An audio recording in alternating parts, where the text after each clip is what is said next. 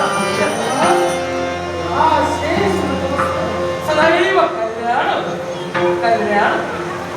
आई आश्चर्य वाटू लागलं ते तुझ्या बाबत मला कारण स्वकर्तव्य मी पूर्ण करत असते वेळी आई अगदी भक्तांची इच्छा पूर्ण करत असताना तुझी हात मला ऐकू येऊ लागली. मग आई सांग या गणेशाला या कैलास पर्वती का पाठवले का? आज आमचे परमप्रिय भक्त म्हणजे शेषनाग शिवशक्तीचे एकनिष्ठ भक्त आज यांच्या जीवनात घडणारा प्रसंग नवे नवे दैवी तत्वाला कलंक आणि एका पितृदेवतेचा जर का अपमान होत असेल तर त्याला वाचा फोडण्यासाठी मात पर्यंत झाले. आई गंधर्व बोलता बोलता बरंच काही बोलून गेले. माता पित्याच्या तत्वाला कलंक लागू लागला. भक्तावर संकट निर्माण झालंय. आई अगं शेषनाग फक्त तुमचाच भक्त नव्हे तर या गजाननाचा एक परमप्रिय भक्त होय म्हणून स्वतःचा येतो पवित्र म्हणून त्या माझ्या उदरी मी केवळ माझ्या संपूर्ण देहाभोवती येते आणि हा माझा परमप्रिय भक्त होय. मग आणि तू म्हणालीस माझ्या भक्तावर संकट ते आई मला सांग हे संकट आणलं तरी कोण या नेमकं घडलं तरी का? या शेषनाग यांच्या जीवनात त्यांची कन्या म्हणजे सुलोचना रावण पुत्र मेघनाद यांच्याशी प्रेम झालं. आई अगं रावण पुत्र मेघनाद म्हणजे तुम्ही वेगळा ना वेगळं आपचा स्वकीय आपुलकीचा अगं माझा मेहुणा तरी सुद्धा आणि तो मेहुणा प्रेमच्या कन्येशी त्यांना प्रेम म्हणजे आई अगं आता लग्न होणार की काय? कारण आता तुझ्या नेत्रासमोर दोन बाजू उभ्या राहणार आहे. एका दिशेनं तुझा परमप्रिय भक्त बाळ आणि एका दिशेनं तुझं नातं. मग भक्त अगोदर की नातं अगोदर याचा विचार तू करायचा आहे. कारण त्यांचं प्रेम झाल्यानंतर ही वार्ता शेषनाग यांना समजतात. लंकाधीश रावण हा यांचा वैरी होय. एवढंच नसून यांच्या राज्यात जाऊन त्याला हैदोस मांडला यांना राज्यहीन केलंय. अर्थात हीच चिंता मनाच्या ठिकाणी ठेवून हेच दैवी तत्व आहे. या दैवी तत्वाचा अपमान स्वतःच्या कन्येकडून होतोय म्हणून तिला समजावूनही सांगितलंय. पण त्या कन्येनं काय केलंय? जन्माला त्या बापाचा विचार न करता हे आज मिळाल्या प्रेमाचा विचार करून या बापाचा धिक्कार करून बापाचा अपमान करून या बापाची माया स्वतःच्या पायीकडून त्या मेघनादाचा हात उंची गेले. आता मी यांना शब्द दिलाय एका बापाचा अपमान या विश्वात केव्हा येऊ देणार नाही. तुमच्या कन्येला सुखरूपाने आणि या मेघनादाला शासन करेल. आई मेघनादाला शासन करेल हे तुझ्या अंततील शब्द नक्कीच नव्हेच तर माझा परमप्रिय भक्त म्हणजे शेष होय. हे शेष आईच्या मुखातून निघालेला प्रत्येक शब्द हा मूर्तिमंत सत्यता अगदी तुझ्या मनाविरुद्ध तुझी कन्या मेघनादाशी लग्न करण्याचं माझा विकार करून तुझा धिक्कार म्हणजे पुरेपूर तुझा निवड नकार आहे का? माझा पुरेपूर या विवाहाला नकारच आहे.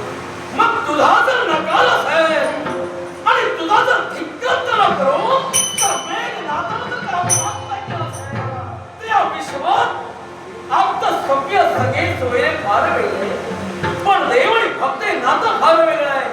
देवापेक्षा एका मात्र श्रेष्ठ ठरलं तो म्हणजे भक्त. अर्थात भक्तासाठी मी जाईल.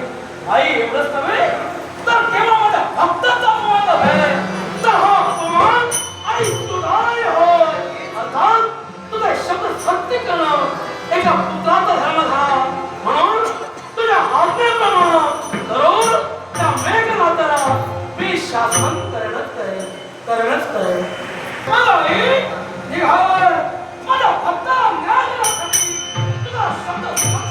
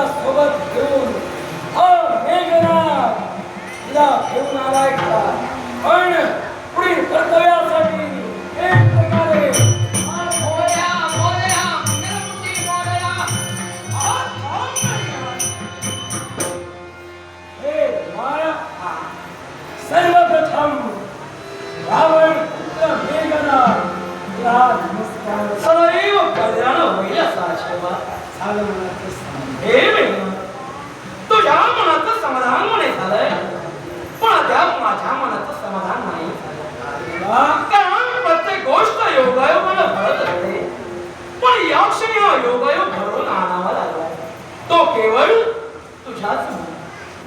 माझ्या मुळे योगायोग आपल्याला ठेवावा लागला अगदी तेव्हा तुझ्या बोलण्याचा मतदार आपल्या माझ्या घरी नाही आहे. पण हे मला बोलण्याचा मतदार तुझ्या ध्यानी नाही आहे.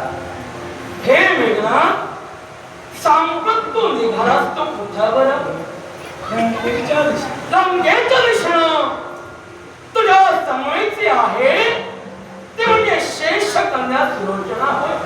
हे तर अगदी सत्य.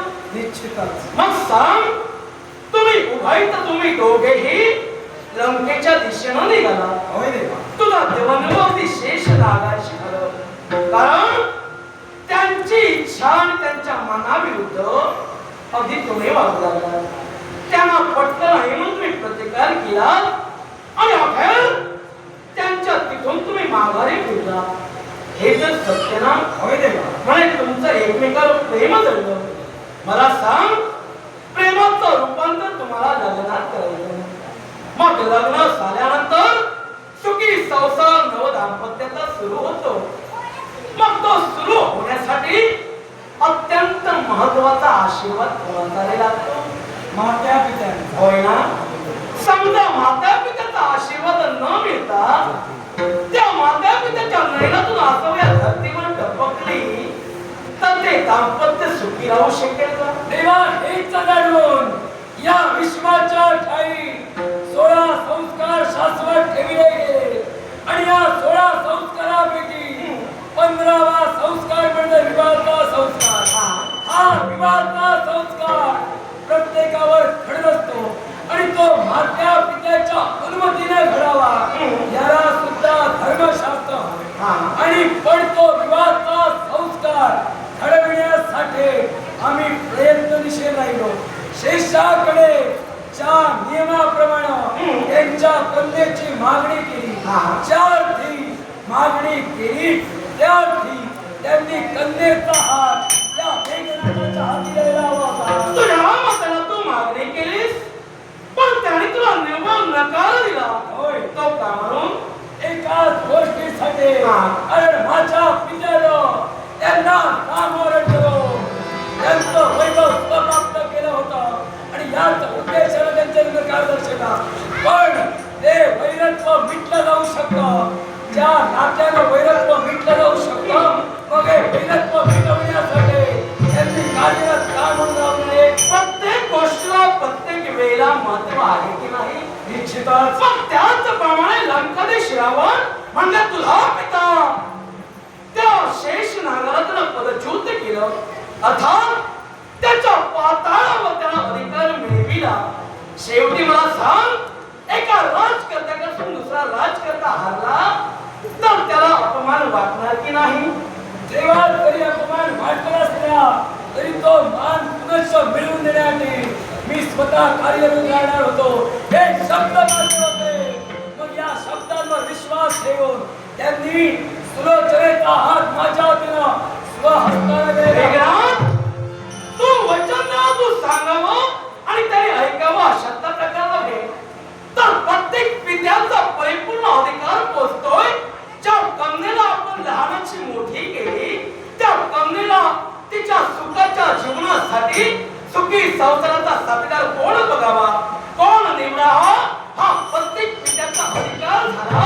मग तो अधिकार त्याने मान्य केला. यात शेषनाथ कुठावर तुला तर अधिकार जरी मान्य असता सुखी संसारिक जीवन व्यक्ती ही प्रत्येकाची कन्या करत असते तिच्या मनाप्रमाणे. जर का वर मिळणार असेल संसार सुखाचा होऊ शकेल का?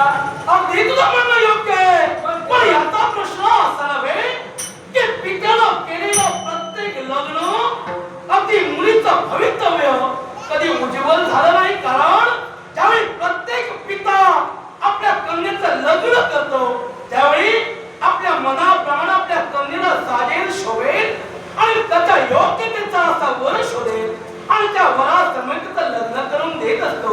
मग त्याचप्रमाणे जर शेषांची इच्छा असेल तर यात काय त्याचं चुकलं? देवाच्या सुलोचनेची सुद्धा इच्छा होती माझ्याशी विवाह करण्याचा. मग तिचं कुठं चुकलं होतं? तिचं चुकलं की नाही हा प्रश्न वेगळा राहिला. पण तो एका राजकर्त्याचा पुत्र आहे अर्थात तुझ्यावर लागलेच आहे. नकळले हुकण्याचा अर्थ तू केव्हा समजू शकतो. आता पित्याला जर का आपल्या कन्येला त्या वधूवरांना आशीर्वाद दिला नसेल तर त्यांचं जीवन कधीही सुखी होत नाही.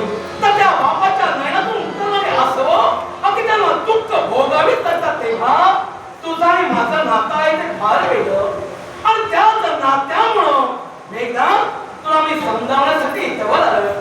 जी सुरोधना तुझ्या समवेत आहे तिला माझ्या सवयीत कर. तेव्हा तेच नातं पुढे घेऊन जाणार असेल तर त्याच नात्याचा हेतू तुला सांगतोय. त्याच नात्याचा ध्यान राख आणि माझ्या विवाहाची तयारीला सुरुवात करा. त्याच नात्याचं ध्यान देवानं केव्हाच राखलं पण तुझ्यापर्यंत आता तो आलोच नाही. माझ्या जीवनातील सुख सोहळा हा रोखण्यासाठी तू कामून करतोय. कारण जीवनात पुढं दुःख सोहळा होईल याचा विचार मी तुला पाहुणा म्हणून करतोय आणि मेहुण्याचं सुख पाहणं हे माझंही कर्तव्य आहे. म्हणूनच जे तू करतोस ते त्या पित्याच्या अगदी मनाविरुद्ध करतोस. याचा परिणाम विपरीत होईल. तेव्हा सुलोचनेला माझ्या तो काय परिणाम होईल तो हा मेघनाथ भोगण्यासाठी तत्पर आहे. वचनाच्या पूर्ततेसाठी मी तिला वचन दिलंय आणि माझ्या वचनाच्या पूर्ततेसाठी सुलोचनाची विवाह करणार.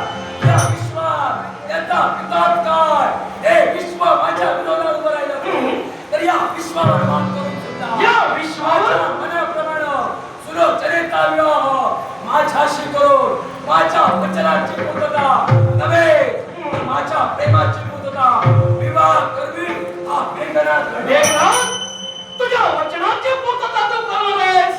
तद्वत वचनाची पूर्तता मी सुद्धा करणार आहे. तुमच्या पार्वती मातेनं त्या शेषाला अभिवचन दिलंय. तुमच्या मनाप्रमाणे सारं सर्वस्व घडवील. सुलोचनाची मुक्तता करण्याचा स्वतःच्या आईच्या शब्दासाठी आणि तिच्या वचनासाठी हा विघ्न आता इथपर्यंत आलाय. स्वतःच्या इच्छेच्या पूर्ततेसाठी नातं क्षणभर बाजूलाच ठेवतोय पण या देवावर मात हा मेघनाथ करे. देवावर मात पण देवावर मात तू करशील. अरे जगच्या पित्याला रावणाला माझ्यावर मात्र शक्य झालं नाही. तू काय करणार. अरे ज्यावेळी त्याला कण्णूचा शमन करायचा होता बाहुबली स्फुरण पाहू लागले त्या कण्णूचा शमन करायला सागता योद्धा होता. त्याच वेळी अरे त्याच्या कण्णूचं शमन मी केलंय तर तू काय करशील. मग देवा पण स्वतःच्या सुलोचनेच्या प्राप्तीत तुझ्यावर मी प्रतिकार करेनच रे. पण जी माझी इच्छा आहे ती पूर्ण करण्यासाठी ज्याप्रमाणे मातेच्या इच्छेच्या मुद्द्याने तू पुढे सांगतोय अगदी त्याचप्रमाणे स्वतःच्या इच्छेच्या मुद्द्याने हा मेघनाथ तुझ्या समोर उभा मेघनाथ किंवा स्वतःच्या इच्छेसाठी सारा सर्वस्व घडत आहे. इच्छा ही गुप्तता भावना आहे. ती अगदी भावनेच्या आली गेली त्याचा नाश झालाय आणि तोच नाश तू स्वतः म्हणून जवळ लावून घेतोय. मग देवा तो नाश तर माझ्या जवळ असेल असं नसतं त्या नाशाची हातमिळवणी करे पण माझ्या मनाप्रमाणे जी विला होईल तिच्याशी विवाह करे. आता फक्त प्रयोग असेल माझ्या आईच्या तत्वाला करायला लावलं असेल मात्र वचनासाठी आणि आईच्या शब्दासाठी तुझा माझा नातं आदेश करून वैराग्य स्वतः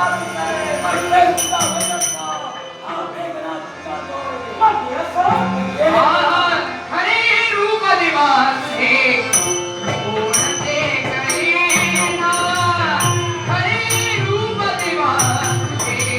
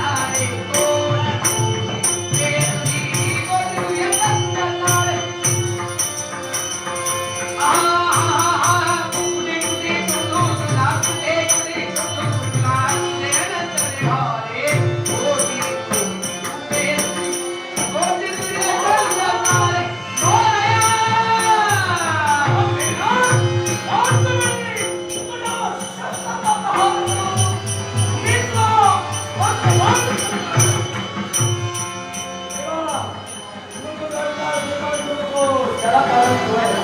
मी समजुतीचे शब्द तर ऐकले असतेच तेव्हा आम्हाला हे करावं लागलं. तेव्हा समजुतीच्या शब्दात अरे आपण की माया ममतेचा नाता तोडायला गेलास. चित्ता तुला बाप आणि मुलगी हे नातं कळालं नाही. तुझं माझं नातं तुला कधी कळालं नाही तर तुला शासन करो हा माझा धर्म आहे. मग तुला याचा पुढे काय करता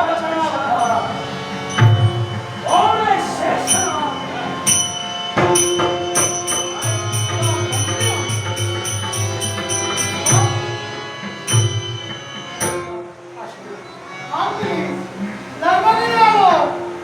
त्याला बंदिवान तुझा अपराध आहे, तुझा गुन्हेगार तुझ्या वेगळाच बरोबर आहे.